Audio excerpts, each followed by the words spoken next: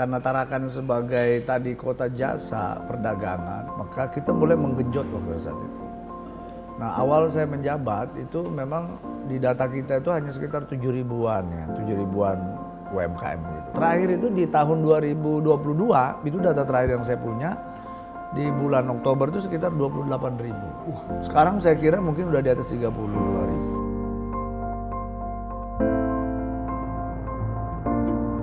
Rehat sih harusnya ya sekedar istirahat ya. Tapi asli, rehat itu artinya lebih dalam dibandingkan istirahat kalau menurut gua.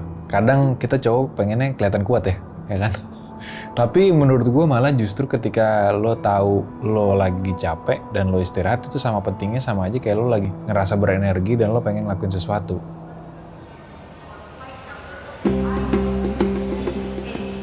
Hari ini gue lagi mau mencoba ke satu tempat yang sama sekali gue belum pernah datengin, yaitu Kalimantan.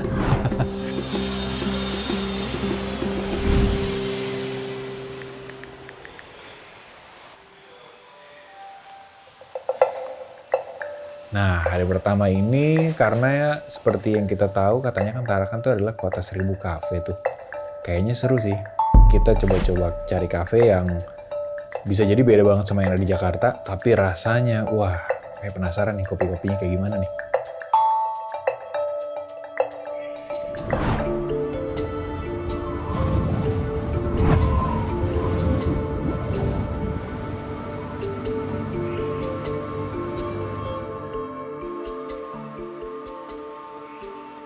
Pertama, kafe inceran gua adalah EJ33. Halo. Halo Mas Sigi. Selamat pagi. Selamat pagi. Mas Terence. Betul sekali.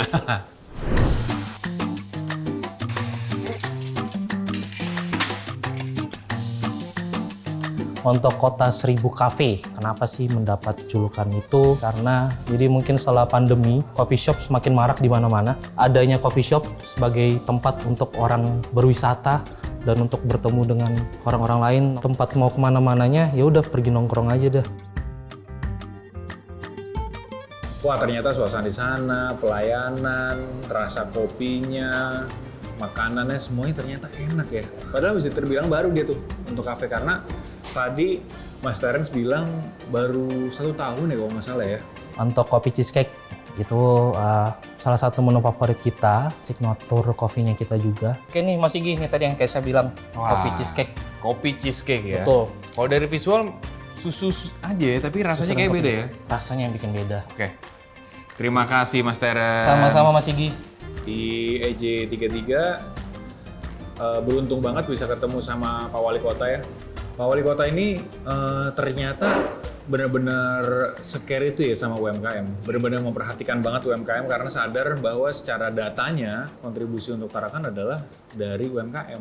Seru ya, berarti emang di Tarakan tuh dari saya datang ke sini aja Pak ya. Emang UMKM-nya tuh benar-benar berkembang pesat kan ya. Sampai-sampai banyak award-award yang didapetin sama Kota Tarakan. Nah ini pendapat Bapak gimana Pak tentang ini? Karena Tarakan sebagai tadi kota jasa perdagangan, maka kita mulai menggenjot waktu saat itu. Nah, awal saya menjabat itu memang di data kita itu hanya sekitar 7.000-an ya, 7.000-an UMKM. Nah, kita coba promosi, kita latih mereka. Terakhir itu di tahun 2022, itu data terakhir yang saya punya, di bulan Oktober itu sekitar 28.000. Sekarang saya kira mungkin udah di atas 32.000. Upaya kita tadi untuk mendorong mereka melalui tadi pelatihan, meningkatkan keterampilan mereka, meningkatkan kemasan-kemasannya, termasuk juga menyiapkan beberapa fasilitas yang bisa kita dukung seperti tadi marketplace ya. Termasuk juga pemasarannya juga ada regulasi yang kita buat, misalnya contoh di Alfamidi ada Indomaret begitu, kita kasih kewajiban mereka minimal menampung 30% dari produk UMKM kita yang memenuhi standar ya. Hotel-hotel, makanan-makanan untuk tamu kita harapkan itu juga sebagian kalau bisa dari UMKM, termasuk kami juga setiap ada kegiatan ya kita berusaha goodie bag-nya itu ya kita isi dari produk-produk UMKM kita. Setelah ngobrol sama Pak Wali tuh jadi kayak tahu ini orang yang penuh rencana dan nggak cuma rencana aja, tapi ada nyatanya. Setelah dari EJ33 ngobrol sama Pak Wali Kota, terus juga mencoba kopi-kopi dari EJ33, makanan, suasana kafenya, pengen cobain ke kafe selanjutnya. Kafe selanjutnya adalah The Uncle Coffee and Kitchen. Nah ini juga menarik nih, katanya salah satu yang terlama juga, dari 2018 kalau nggak salah.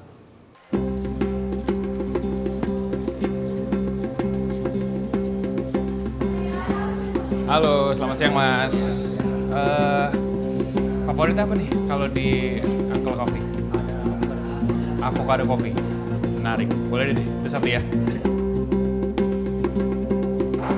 Wih, halo. Billy. Mas Billy. Main-main nih ke The Uncle Coffee and Kitchen ya. Harus dong. Harus dong ya. Kalau ke Tarakan harus kesini ya. Harus sini. Ketemu sama Mas Billy itu sebenarnya nggak nyangka. Ternyata dia itu pernah lama di banyak kota di Jakarta. Kirain langsung asli sini gitu ya. Ternyata dia udah sempet dari Bekasi, Bali, terus juga sempat ke Pekanbaru, ke Bogor juga. Jadi kayaknya emang orangnya suka banget sama hal baru. Tapi ternyata dia udah for good nih di sini, di Tarakan terakhir, karena udah sampai 5 tahun bahkan sudah berkeluarga di sini. Jadi kalau persaingan kita dalam dunia kuliner itu kan setiap orang itu kan berbeda mulut ya. Ada dia suka di sini, ada dia suka di lain. Tapi bagaimana cara kita bersaingnya? Kita harus konsisten pertama. Kita harus menjaga citra rasa, kita harus menjaga servis biar tamu itu bisa balik lagi. Mas Irwan tadi udah bilang sama Mas Billy katanya boleh nih belajar avocado coffee. Kebetulan kan tadi pesen ini kan? Nah, sekarang Mas Irwan ajarin saya ya. Boleh ya, kita mulai dari apa nih? Start nih.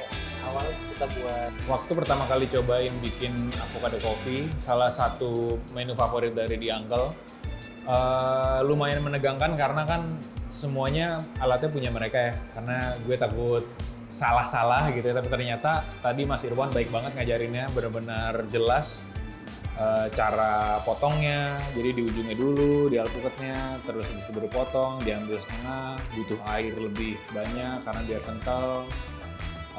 Seberapa banyak kental manis yang dipakai, coklatnya, Milonya. Bener-bener tadi Milo aja ambil 2 ya, wah 2 banyak banget. Jadi nggak pelit gitu, untuk sama ingredientsnya nggak pelit. Makanya jadi rasanya tuh bisa bikin itu minuman jadi minuman favorit di sini. 2 tahun saya itu bangkrut. Nah akhirnya saya pelajarin terus di sana, kesalahan-kesalahan kami dari mana, akhirnya kita pindah ke Tarakan. Ketika kita datang ke sini ya sudah, kita percaya aja. Tapi kita pelajarin semuanya dulu dari tempat-tempat yang lain.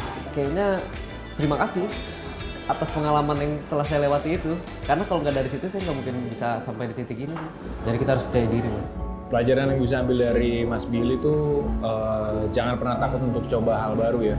Bahkan dari lingkungan baru itu semua bisa ada apa ya, ups and downs-nya, karena tadi Mas Billy bilang setiap kota itu punya ceritanya masing-masing, ada yang gak enaknya, ada yang enaknya, tapi gue ngelihat sisi gigihnya Mas Billy untuk setiap pindah, tapi setiap kota yang dia singgahin tuh membuahkan hasil gitu. Dapat pelajaran dari setiap kota sampai akhirnya dia lama di Tarakan ini. Berarti harapan Bapak nih terakhir Pak untuk UMKM di Tarakan gimana Pak? Ya harapan kita bahwa UMKM ini akan tumbuh lebih baik dan insya Allah saya kira UMKM akan tetap menjadi penopang utama pertumbuhan ekonomi, penopang utama penciptaan lapangan kerja di Kota Tarakan.